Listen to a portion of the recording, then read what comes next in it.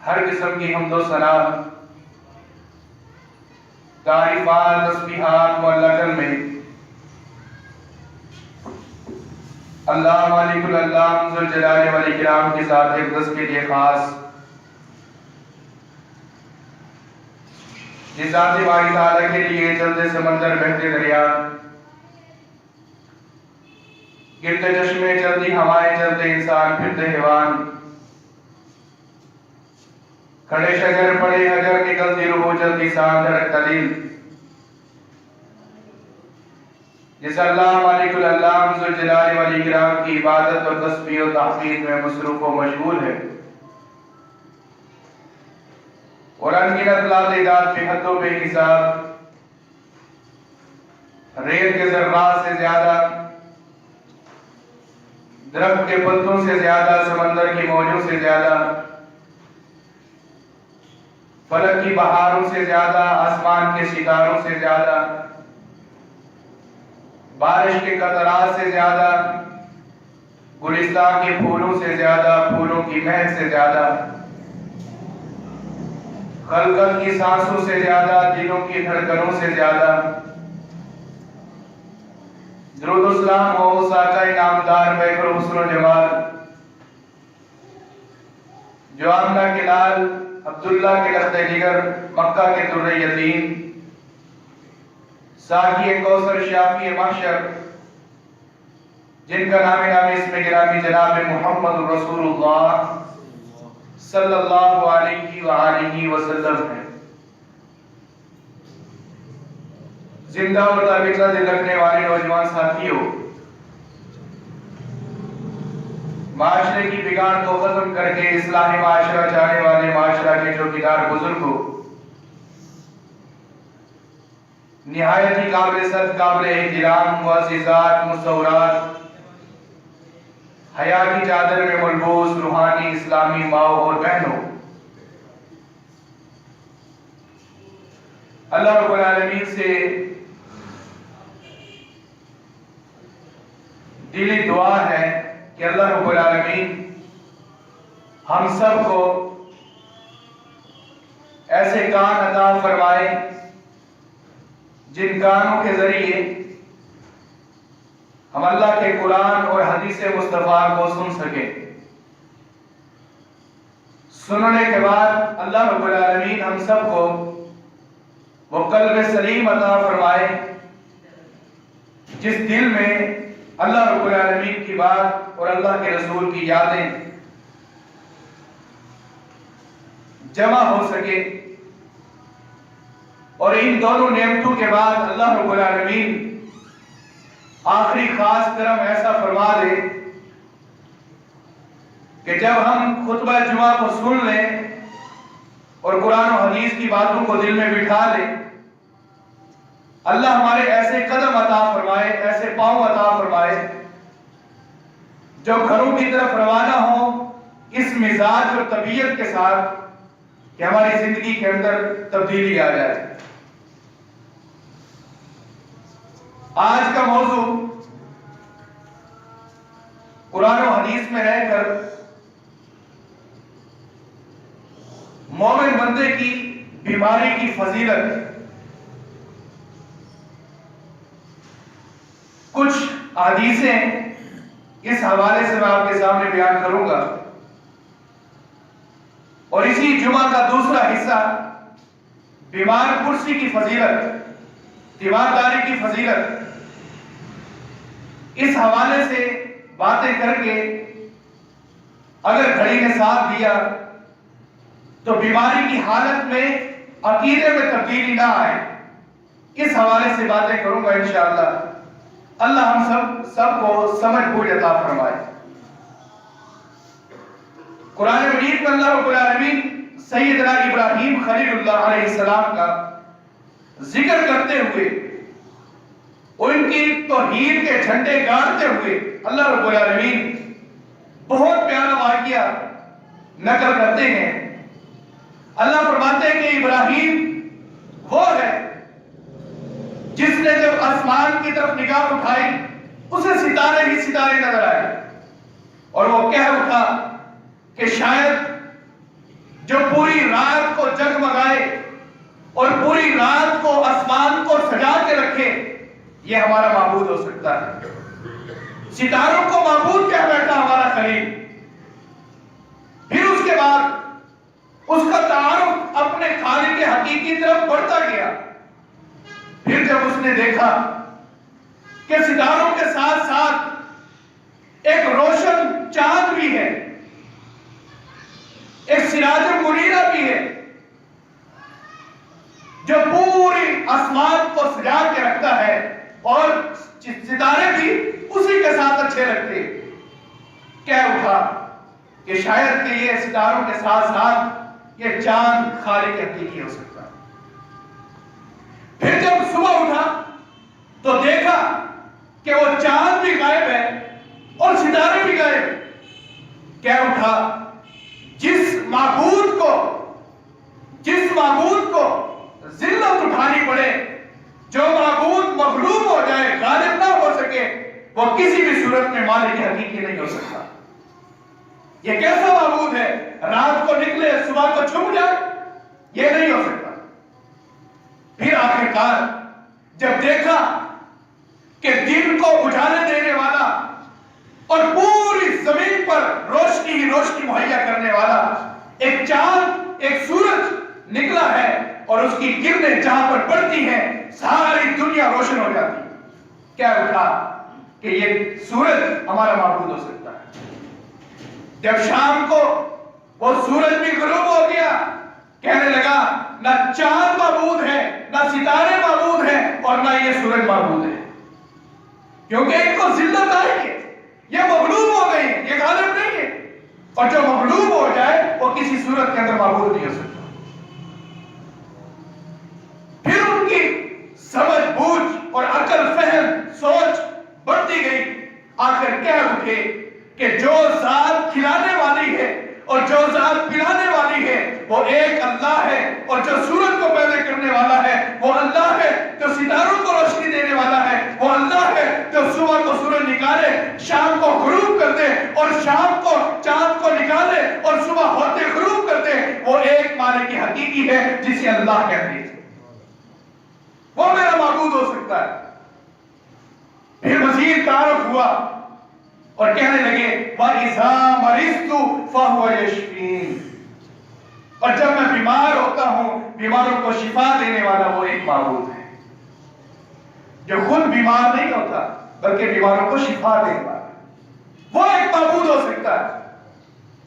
یہیں پر آ کر جب اللہ کا تعارف حاصل ہوا، کس طرح کہ جب میں بیمار ہوتا ہوں تو شفا کون دیتا ہے؟ ایک اللہ دیتا ہے، اللہ ہی معبود ہو سکتا ہے۔ جب انسان تنگ دست ہو، لاچار ہو، مجبور ہو، بیمار ہو، بے کس ہو اور آزمائشوں کے اندر گھیرا ہوا ہو، اسے پتا چلتا ہے کہ میرا صحیح معبود کون ہے۔ ہماری بھی صورتحال آج یہ ہے، جب ہم بیمار ہوتے ہیں تو ہم اللہ اللہ کرتے ہیں، جب صحت یاب ہوتے ہیں تو کیا نماز، کیا روزہ، کیا زکات، کیا اللہ اللہ کرنا سب کچھ بھول جاتا ہے۔ اللہ رب العالمین اپنے قریب کرتا ہے بیمار کر کے مومن بندے سے۔ اللہ رب العالمین نے دوسری جگہ ارشاد فرمایا، اللہ فرماتے ہیں مَن یعمل سوءًا یجزَ بِہ۔ جب یہ آیت کریمہ نازل ہوئی، سیدنا ابوبکر صدیق رضی اللہ عنہ رونے لگے، اتنا روئے، آخر کیا ہوتے اللہ کے نبی کیف نفلح یوم القیامہ، ہم قیامت کے دن کس طرح کامیاب ہوں گے؟ کہ اللہ قرآن میں کہہ رہی ہے مَن یعمل سوءًا یجزَ بِہ، کہ جس بندے نے جو برائی کی دنیا کے اندر رہ کر قیامت کے دن اس کا بدلہ اللہ رب العالمین ضرور دے گے۔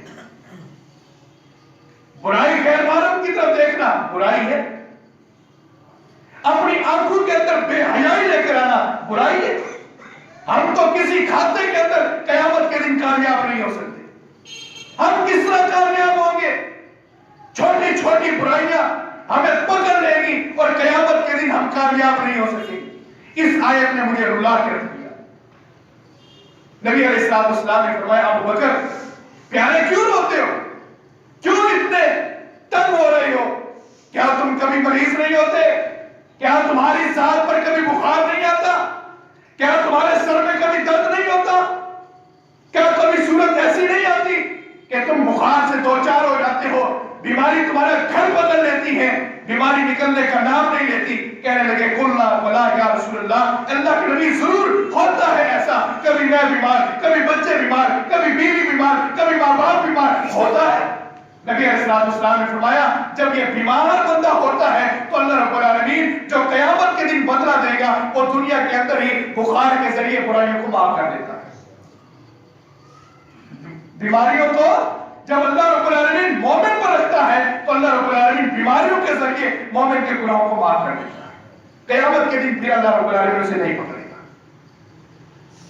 ایک عربی، ایک دیہاتی نبی علیہ السلام کی محفل میں آیا، آپ علیہ السلام نے اس آیت کی تلاوت کی، مَن یعمل سوءًا یجز بہ، کہ جس بندے نے جو عمل کیا برائی کا، قیامت کے دن اس کا بدلہ اسے دیا جائے گا۔ وہ کہنے لگا یا رسول اللہ صلی اللہ علیہ وآلہ وسلم، یہ دنیا کے اندر جو ہم بیمار ہوتے ہیں یہ کیا ہے؟ یہ کیا ہے؟ نبی علیہ السلام نے فرمایا یہ جو تم بیمار ہوتے ہو دنیا کے اندر، اگر تمہارا عقیدہ اللہ کی ذات پر ٹھیک ہے، اگر تمہارا عقیدہ اللہ کی ذات پر ٹھیک ہے اور تم بیمار ہوتے ہو ایمان کی حالت میں، بیمار ہوتے ہو ایمان کی حالت میں، اور ایمان کے اندر ذرہ برابر فرق نہیں آتا، کمی نہیں آتی، تو یہ بیماریاں جو اللہ رب العالمین بیمار کرتا ہے یہ تمہاری خطاؤں کو معاف کر دیتا ہے۔ سیدنا ابی بن کعب رضی اللہ تعالیٰ عنہ اسی وقت اللہ کے نبی سے سوال کرتے ہیں، یا رسول اللہ صلی اللہ علیہ وآلہ وسلم، یہ بتائیے یہ صرف اسی بندے کے لیے ہے یا سب بیماروں کے لیے؟ جس نے سوال کیا ہے یہ اس کے لیے ہے کہ اس کی بیماریوں کی وجہ سے گناہ معاف ہو جائیں گے، یا سب بیماروں کے لیے؟ نبی علیہ السلام نے فرمایا مومن بندہ جب بھی بیمار ہوتا ہے ہر مومن بندے کی خطائیں معاف ہو جاتی ہیں۔ سیدنا ابی رضی اللہ عنہ نے اسی وقت ہاتھ اٹھائے اور کہنے لگے اے اللہ مجھے ہمیشہ بیمار رکھ، ایسا بیمار رکھ کہ نہ میں حج سے غافل ہو سکوں، یعنی کہ حج بھی کر سکوں، نہ نماز سے غافل ہو سکوں، نماز بھی پڑھ سکوں، تیرے ارکان بھی پورے کر سکوں، شریعت کو بھی نافذ کر سکوں، بیمار کر دے تاکہ تجھ سے شفا مانگتا رہوں، تجھ سے شفا مانگتا رہوں۔ لوگوں نے تعجب کیا بھائی یہ کیسی دعا ہے کہ تم بیماری اللہ سے مانگ رہے ہو؟ بیمار لوگ اللہ سے شفا مانگتے ہیں اور تم صحت یاب ہو کر اللہ سے بیماری مانگ رہے ہو۔ سیدنا ابی کہتے ہیں تمہیں نہیں پتا قیامت کی سختیاں کتنی ہولناک ہیں۔ اگر دنیا کے اندر ہم بیمار ہو گئے تو اللہ رب العالمین قیامت کی سختیوں سے ہمیں بچا لے گا۔ میں قیامت کی ہولناکیوں سے ڈرتا ہوں کہ قیامت کے دن اللہ رب العالمین ہمیں پتہ نہ دے، دنیا کے اندر بخار ہوگا تو اللہ رب العالمین قیامت کے دن ہمیں بچا لے گا۔ یہ ہے ایمان۔ آج ہمارا تھوڑا سا بخار کیا ہو جائے، سر میں درد کیا ہو جائے، صبر ہے ہی نہیں، صبر تو ہے ہی نہیں۔ اللہ کو بھی استغفر اللہ معاذ اللہ گالیاں دے رہے ہوتے، میں ہی ملا تھا، بیماری مجھے ہی دینی تھی، اندھا مجھے کرنا تھا، ہاتھ میرا کاٹنا تھا، ٹانگ سے مجبور لاچار مجھے کرنا تھا۔ اس طرح کی باتیں اللہ کو کر رہے ہوتے، حالانکہ یہ ابن آدم کو لائق شان نہیں۔ آئیے یہ بیماریاں کیوں آتی؟ سنیے ایک واقعہ، دل کو ہلا کے رکھ دے۔ یہ واقعہ مسند احمد کے اندر یہ روایت، یہ واقعہ موجود ہے کہ ایک صحابی رات کی تاریکیوں میں اٹھے اور اپنی بیوی کو بلایا، کہا کہ اللہ کی بندی مجھے پیاس لگی ہے، پانی پلا۔ بیوی اٹھی، خاوند کا حکم تھا ماننے کے لیے، اب اٹھتی ہے، مشکیزے کو دیکھتی ہے، مشکیزہ خالی، پیالے کی طرف بھاگتی ہے، پیالہ بھی خالی، خشک ہو چکا، اور گرمی کی شدت، اور گرمی میں جو پیاس لگتی ہے اسی کو پتا ہوتا۔ کہنے لگا مجھے پانی پلا دو۔ بیوی مشکیزے کو اٹھاتے ہوئے دور مشکیزے کو لے کر اپنے کندھے پر اسے سنبھال کر دور چشمے کی طرف بھاگی۔ رات کی تاریکی میں ایک مومنہ بیوی اپنے خاوند کی پیاس بجھانے کے لیے چشمے سے پانی لینے کے لیے چلی گئی۔ جب وہاں پر پہنچی پانی بھرا رات کے اندھیرے میں، اور وہ اس وقت کا معاشرہ کہ جب جانور سارے کے سارے جنگلات سے باہر آئے ہوئے تھے. پہنچی مشکیزے میں پانی بھرا، گھر واپس لوٹی تو خاوند جی سو چکے. وہ صحابی رسول سو گئے. اب اسے اٹھانا بھی مناسب نہ تھا. فرما بردار بیوی تھی، تنگ کرنے والی بیوی نہیں تھی. پاؤں کی جانب کھڑی ہو گئی، مشکیزہ لے کر کھڑی ہو گئی. اب بار بار اللہ سے دعا کرتی ہے کہ اللہ کہیں ایسا معاملہ نہ ہو کہ میں نافرمان کے اندر لکھی جاؤں. اللہ اگر تو اسے اٹھا دے تو میں پانی دے دوں گی، ورنہ میں نہیں اٹھاتی. اللہ اکبر. کتنی مومنہ اور کامیاب عورت ہے، کتنی بہترین بیوی.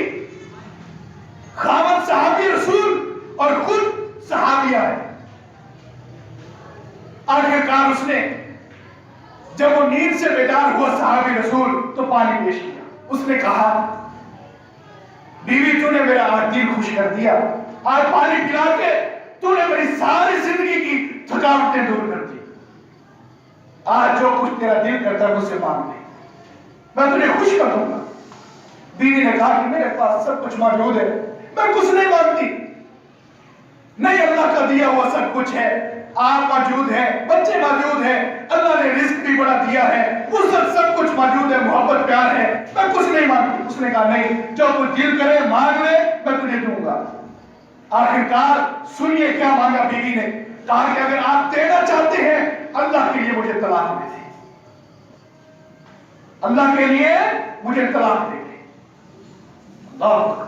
پاؤں کے نیچے سے زمین نکل گئی کہ آج اس نے میرا دل خوش کیا، اور جب میرا دل خوش ہوا تو میں نے اسے کہا کہ کچھ مانگ لے، تو آج اللہ کی حرام کردہ چیز مانگو. کہا کہ مجھے طلاق دے دو. کہا کہ تم کیسی باتیں کر رہی ہو، طلاق مانگ رہی ہو؟ تمہیں یہ نہیں پتا کہ طلاق کتنا بڑا جرم ہے. بچے یتیم ہو جائیں گے، بچے نہ باہر کے رہیں گے نہ یہاں کے رہیں گے، کس طرح کی باتیں کرتی ہو؟ اس نے کہا نہیں، اگر آپ میرا دل خوش کرنا چاہتے ہیں مجھے طلاق دے. آخرکار اس نے کہا کہ ماجرا کیا ہے؟ اس نے کہا نہیں، مجھے طلاق چاہیے. خاوند اب پریشان، رات کا اندھیرا، کسی کے پاس جا بھی نہیں سکتی. کہنے لگے کہ اس طرح کرو، صبح تک سوچ لو، میں نبی علیہ السلام کے پاس آپ کو لے کر چلوں گی اور نبی علیہ السلام سے آپ کا فیصلہ کراؤں. کہا کہ ٹھیک ہے. اب پوری رات سکون ختم ہو گیا، چین ختم ہو گیا. کبھی ادھر پلٹتا ہے، کبھی ادھر کروٹ لیتا ہے. رات کا سکون ختم. اب بیوی سو رہی بالکل سکون اور آرام کے ساتھ. صبح کو اٹھے فجر کی نماز کے لیے. اب صحابیہ بھی اور صحابی رسول بھی دونوں مسجد کی طرف روانہ ہو رہے. خواہش اور تمنا یہ ہے کہ نماز بھی پڑھیں گے اور آج کی رات جو معاملہ ہوا ہے اس کا کوئی حل بھی نکالیں گے. چلتے چلتے راستے کے اندر ایک سڑک میں یا راستے میں ایک سوراخ تھا زمین پر، وہاں پر ان کے پاؤں اڑتا ہے اور وہ گر جاتا ہے. وہ صحابی رسول جب گرا اس کے ٹخنے زخمی ہو گئے، ان کے گھٹنے زخمی ہو گئے، ان کی کونیاں زخمی ہو گئی، حتیٰ کہ ان کی پیشانی بھی زخمی ہو گئی. جب زخمی ہوئی تو بیوی نے ہاتھ پکڑا اور ہاتھ پکڑتے ہوئے گھر واپس لیا. کہنے لگی کہ آپ سکون کریں، آپ پر بڑی مصیبت آئی ہے، آپ بیمار ہو گئے ہیں، آپ پر زخم گہرے پڑ گئے ہیں، آپ گھر میں سکون کریں. اور حتیٰ کہ بہترین قسم کی اس کی تیمارداری بھی کی. کبھی کھانا پیش کیا، کبھی پانی پیش کیا، کبھی گرم پٹیاں کر رہی ہے. وہ دیکھ کر پریشان ہے کہ ایک طرف رات کو طلاق مانگتی ہے اور دوسری طرف فرمانبردار بھی اتنی ہے. آخر معاملہ کیا؟ میری سوچ سے بغیر سوچ کے مجبور ہو کر آخر کیا اٹھا. کہا کہ اللہ کی بندی، میرے آنسو دل سے نکل رہے ہیں، آنکھیں بہہ پڑی ہیں، تو کون سا معاملہ میرے ساتھ کرنا چاہتی ہے؟ رات کی تاریکیوں میں پانی پلا کے دل خوش کر کے طلاق مانگتی ہے اور صبح اٹھتے ہوئے گھر واپس لے آ کر میری اتنی عزت فرما برداریاں اور میری اتنی رکھوالی کرتی ہے. آخر معاملہ کیا ہے؟ اس نے کہا میرا مسئلہ حل ہو چکا ہے، میں اب آپ سے طلاق کا مطالبہ نہیں کروں گی. عجیب عورت ہے. نہیں، میں نے طلاق دی نہیں، اور اللہ کے نبی کے پاس گئے نہیں، اور اس نے کہا کہ میرا معاملہ حل ہو گیا. کہا کہ پوچھا اس کا معاملہ حل ہوا؟ کہنے لگی نبی علیہ السلام کا فرمان ہے. آپ علیہ السلام کا فرمان سناتے ہوئے یہ بات اس نے کی، آپ کا اور میرا عرصہ 6 سال سے ایک رشتہ چل رہا ہے میاں بیوی کا. 6 سال ہو گئے. 6 سال میں کبھی میں نے نہیں دیکھا کہ آپ کی ذات پر کبھی بھی بیماری آئی. 6 سال کے عرصے میں کبھی آپ کو سر میں درد تک نہیں ہوا. اور اللہ کے نبی کا فرمان ہے 1 سال میں جس کو بیماری نہ آئے، سر میں درد بھی نہ ہو، گویا کہ اللہ اس کے اوپر ناراض ہوتا ہے، اس کو بیمار نہیں کرتا. اللہ اس کے اوپر ناراض ہوتا ہے. میں چاہتی تھی کہ میں تو بیمار ہوتی ہوں، اللہ مجھ سے راضی ہے. 6 سال میں آپ کو کوئی بیماری نہیں آئی، گویا کہ آپ پر اللہ غصے ہے، اللہ آپ پر ناراض ہے. آج اللہ راضی ہو گیا ہے تو میں بھی راضی ہوں گی.